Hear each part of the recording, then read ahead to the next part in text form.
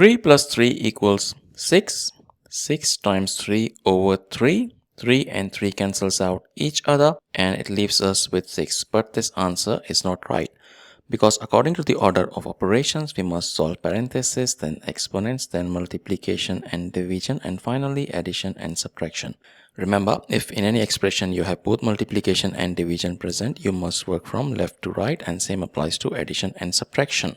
Now let's rewind and solve this problem the right way. If you notice, in the numerator we have addition and multiplication operators present. According to the rules, multiplication has higher priority than addition, so we must solve this multiplication first. So 3 times 3, that gives us 9. Our numerator becomes 3 plus 9 and we have 3 in the denominator. If we solve this further, 3 plus 9 gives us 12.